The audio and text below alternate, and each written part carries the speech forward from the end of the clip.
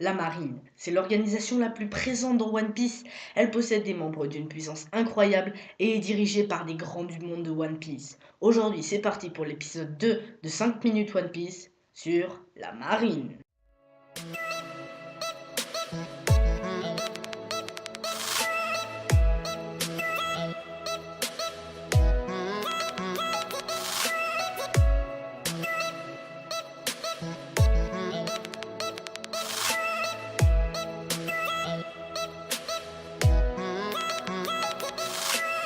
Avant de rentrer dans le vif du sujet, la dernière vidéo de 5 minutes One Piece a eu beaucoup de succès et nous avons eu les 20 likes. Du coup aujourd'hui on vise les 300 likes. Non, je déconne, on va essayer 25 ou 30 likes, ça serait déjà super.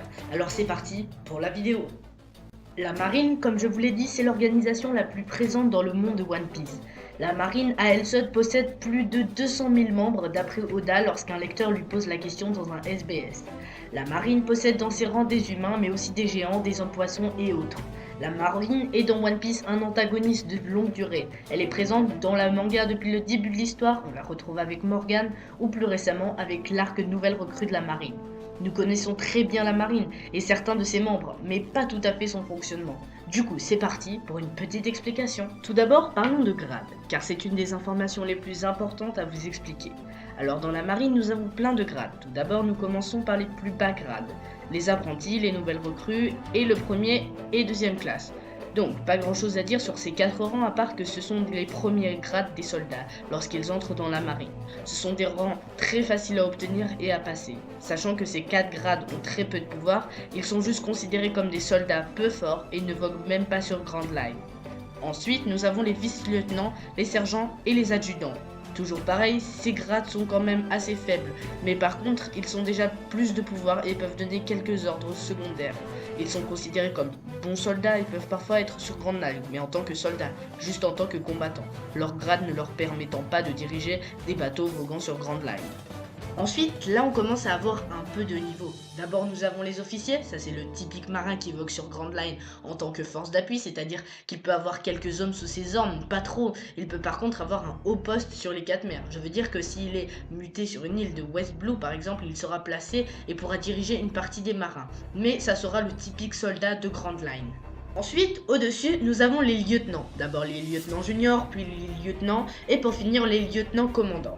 Donc il faut déjà avoir un assez fort pouvoir pour pouvoir diriger une petite troupe de marins et d'entreprendre des missions, sachant que dans les 4 mers, les lieutenants sont souvent les secondes d'une base, en dessous d'un capitaine ou d'un colonel.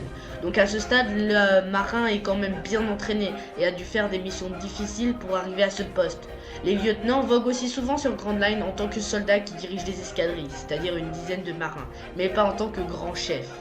Pour finir sur ce genre de soldats, il y a aussi les commandants, qui eux sont un tout petit peu plus gradés. Mais entre les commandants et les capitaines, il y a une trop grosse différence de puissance. Donc maintenant, venons-en aux capitaines, aux colonels et aux commodores. Bon alors là c'est simple, c'est les soldats qui dirigent les bases militaires dans les 4 mers. Et ce sont aussi les principaux antagonistes du début du manga. Smoker, Morgan, etc. etc. Donc voilà, eux voguent parfois sur Grand Line et en tant que second, ils s'occupent vraiment des hommes, donnent des ordres et prennent des initiatives. Pour arriver à ce grade, il faut vraiment avoir accompli un exploit comme Morgan en arrêtant Kuro ou bien avoir une énorme puissance comme Smoker. Voilà pour ces deux-là. On termine avec les amiraux. Donc il y a les contre-amiraux, les vice-amiraux, les amiraux et l'amiral en chef. Donc eux sont des grands de One Piece. Tous ont un pouvoir qui leur permet sans aucun souci de voguer sur la première partie de Grand Line en tant que dirigeant d'un bateau. Leur force est énorme et à partir des vice-amiraux, tous maîtrisent le haki. La plupart ont aussi des fruits du démon et ils ont tous réalisé des missions de grande envergure comme tuer un pirate ou l'attraper. Donc ces grades sont très durs à obtenir et puis surtout il faut sortir du lot pour devenir amiral et autres. Bon, déjà commençons par les dirigeants de la marine. C'est Akainu qui dirige les forces de la marine. Et non, je ne ferai pas de mauvais jeu de mots sur lui, car même si ce gars est la pire ordure qui puisse exister, il reste très puissant et c'est un grand du monde de One Piece. Donc même si je ne le respecte pas, je ne dirai rien sur lui. Ensuite, au-dessus de l'amiral en chef, il y a le chef des armées. C'est celui qui dirige les armées. Et s'il y a guerre, c'est un peu lui qui dirige tout. Et lui, c'est Kong.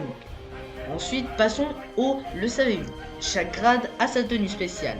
Il existe plein d'unités comme les squads vigilants, le quartier général de la marine est le G1, mais il existe le G2, le G3, le G4, etc. jusqu'au G10 pour l'instant. Le symbole de la marine est une mouette, et dans la marine, il y a deux justices qui s'affrontent.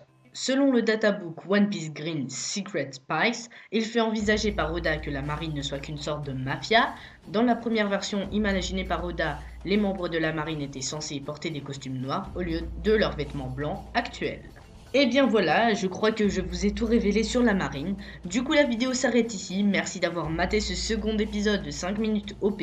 J'espère que le concept vous plaît. Sur ce, je vous invite à liker la vidéo pour les 25 likes, de commenter et de me dire le bon et le mauvais de la série. Je vous invite aussi à vous abonner et de cliquer sur la petite cloche, voilà, je fais comme tout le monde. Et pour terminer, surtout, et bah soyez fidèles. Sur ce, moi je vous dis à très bientôt pour de nouvelles vidéos. Arigato, sayonara les Nashimi.